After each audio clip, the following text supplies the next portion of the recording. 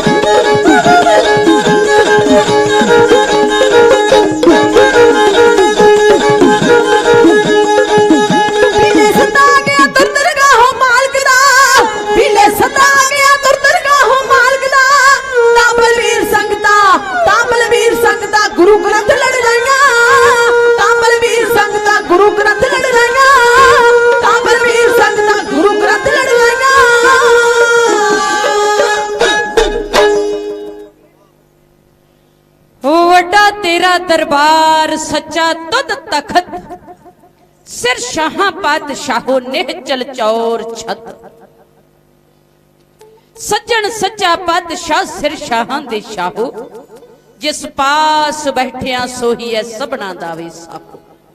ऐसे दीन दयाल सतगुरु जुगो जुग टल वालिए दो आलम हर दो आलम कुल कायनात दे वाली खंड ब्रह्मंडा दे मालक सारिया धर्मां दे सांझे रहबर बाणी के बोहित धन धन साहिब श्री गुरु ग्रंथ साहिब महाराज जी की पावन पवित्र हजूरी दे अंदर जुड़ बैठे गुरमुख प्यारियो वडभागी हो वडियाई दे पात्र हो जो अज होले महल्ले दे महान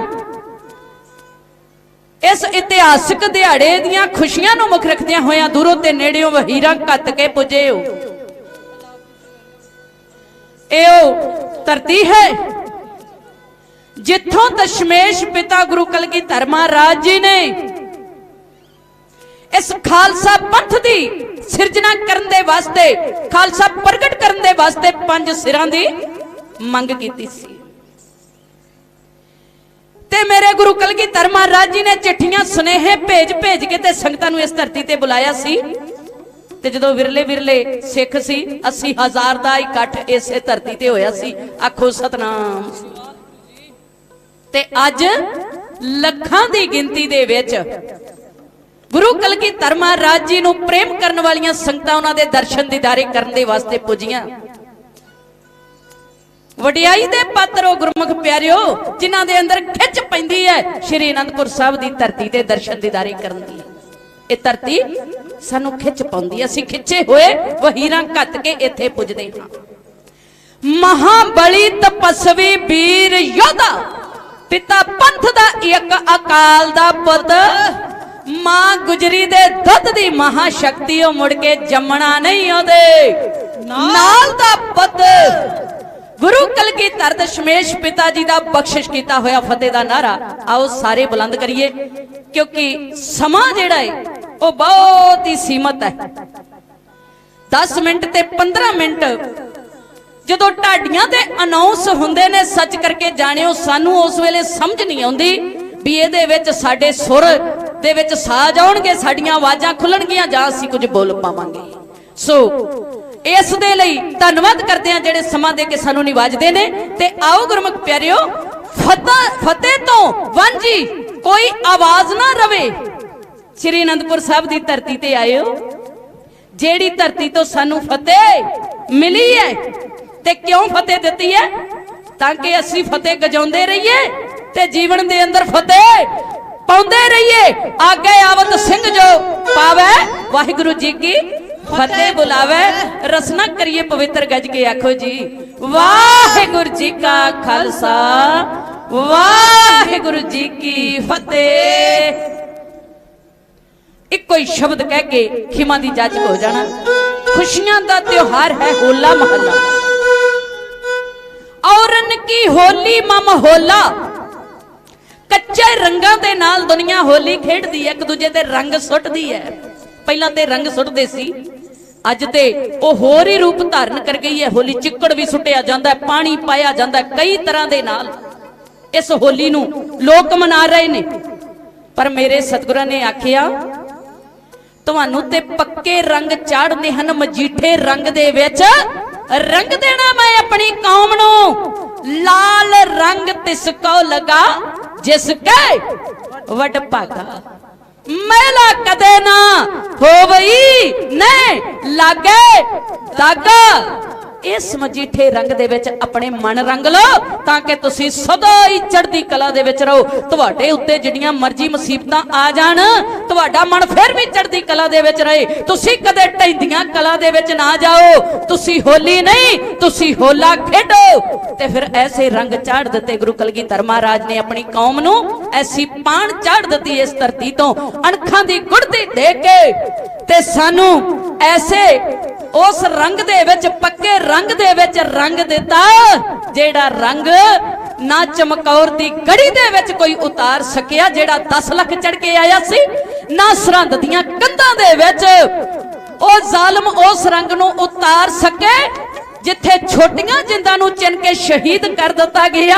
ਸ਼ਾਇਰ ਨੇ ਆਖਿਆ, ਉਹ ਕਹਿੰਦੇ ਤੇਗ ਜੀ ਦੇ ਪੋਤਰੇ ਤੇਗਾਂ ਚਲਾਉਂਦੇ ਚਲੇ ਗਏ, ਮੌਤ ਸਾਹਮਣੇ ਜ਼ਿੰਦਗੀ ਦੇ ਗੀਤ ਗਾਉਂਦੇ ਚਲੇ ਗਏ। ਵੇਖਿਆ ਕਿ ਪਿਤਾ ਨਾਲੋਂ ਪੁੱਤਰ ਵੀ ਪੋਲੇ ਨਹੀਂ, ਉਹ ਵੱਡਿਆਂ ਕੀ ਡੋਲਣਾ ਮਾਸੂਮ ਵੀ ਡੋਲੇ ਨਹੀਂ। ਕਿਉਂਕਿ ਇਹ ਮਜੀਠਾ ਰੰਗ ਚੜ ਗਿਆ ਉਹਨਾਂ ਦੇ ਮਨਾਂ ਨੂੰ। ਤੇ ਜਿਨ੍ਹਾਂ ਨੂੰ ਇਹ ਰੰਗ ਚੜ ਗਿਆ, ਜਿਨ੍ਹਾਂ ਨੇ ਇਸ ਰੰਗ ਦੇ ਵਿੱਚ ਆਪਣੇ ਮਨ ਨੂੰ ਰੰਗ ਲਿਆ, ਫਿਰ ਬੰਦ ਵੀ ਕਟਵਾ ਗਏ, ਫਿਰ ਉਹਨਾਂ ਦੇ ਖੋਪਰ ਵੀ ਉਤਾਰ ਦਿੱਤੇ ਗਏ। ਤੇ ਆਓ ਗੁਰਮੁਖ ਪਿਆਰਿਓ, ਇਹ ਖਾਲਸਾ ਇਸ ਧਰਤੀ ਦੇ ਉੱਤੇ ਸਾਜਿਆ। ਉਸ ਖਾਲਸੇ ਦੀ ਡੈਫੀਨੇਸ਼ਨ ਆਪ ਜੀ ਦੇ ਨਾਲ ਸਾਂਝੀ ਕਰਨ ਲੱਗੇ ਆ ਕਿ ਜਦੋਂ ਬੜਿਆ ਮੈਦਾਨੇ ਜੰਗ ਦੇ ਅੰਦਰ ਤੇ ਕਿਵੇਂ ਫਿਰ ਦੁਸ਼ਮਣ ਦੀਆਂ ਲਿਆਂਦੀਆਂ ਨੇਰੀਆਂ, ਉਹਨਾਂ ਲਈ ਇਹਨਾਂ ਨੂੰ ਢਾਡੀ ਜਥਾ ਹੈ।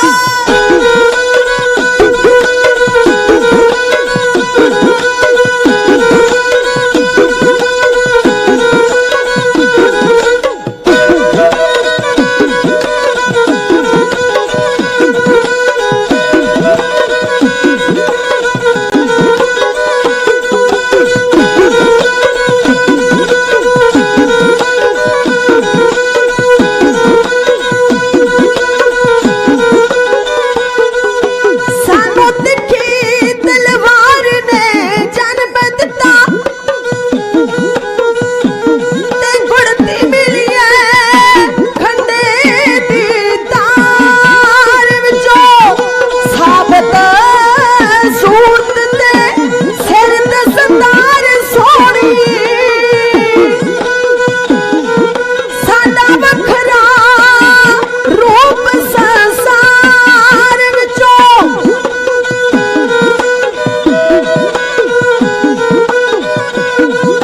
होया सी काल दा घुट भी भर लईए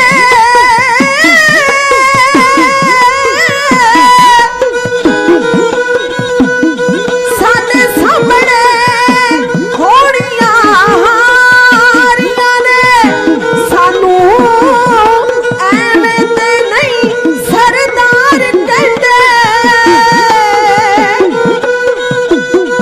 सिर दे के लईयां सरदारियां ने सिर दे के लईयां सरदारियां ने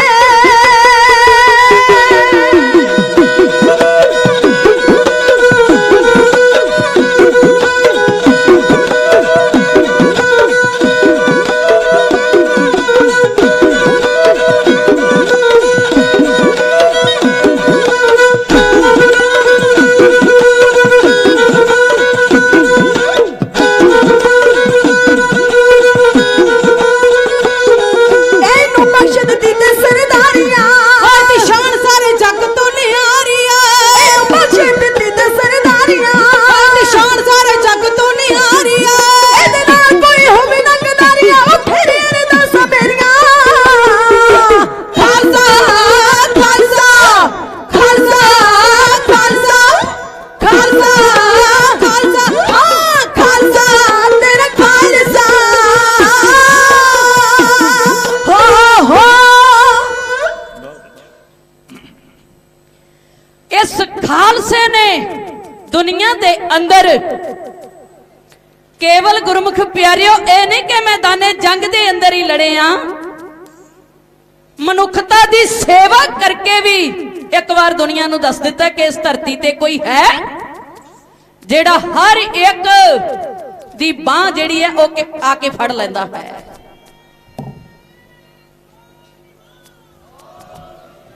बेसहारियां दा सहारा जे कोई बनदा है ते ओ गुरु कलगीधर महाराज जी दे सिख क्यों असी दुनिया तो वखरे आ क्यों नहीं किसी दा दर्द साडे तो झलिया जांदा वर्दियां गोलियां च भी चले जाने आ लंगर लाउण दे वास्ते क्योंकि गुरमुख प्यारियो 230 साल लाए ने साडे सतगुरां ने सानू सवारन दे वास्ते आखो सतनाम 1469 तो लैके 1699 दी विसाखी तक सानू जिउण दा ढंग दस गए ने साडे सतगुरु 10 जामियां दे विच आके असी तां वखरे आ असी तां नवेकले आ साडे कम दुनिया तो तां वखरे ने ते वखरे ही रहणगे आखो सतनाम। अगे समा इजाजत नहीं देंदा मैं होर विचारां सांझियां करां। सो सारी संगत दा बहुत बहुत धन्नवाद है जिन्हां ने बहुत ही प्रेम दे नाल बैठ के सरवण कीता तन मन ते धन दे नाल हाजरियां भरियां सच्चे सतगुरु जी दा कोटान कोट धन्नवाद करदे हां जिन्हां दी सिੱਖਿਆ दी बदौलत असी स्टेजां तो प्रचार करदे हां। आओ सारी संगत वदैगी दे विच फतेह बख्शो गज के आखो जी वाहिगुरू जी का खालसा वाह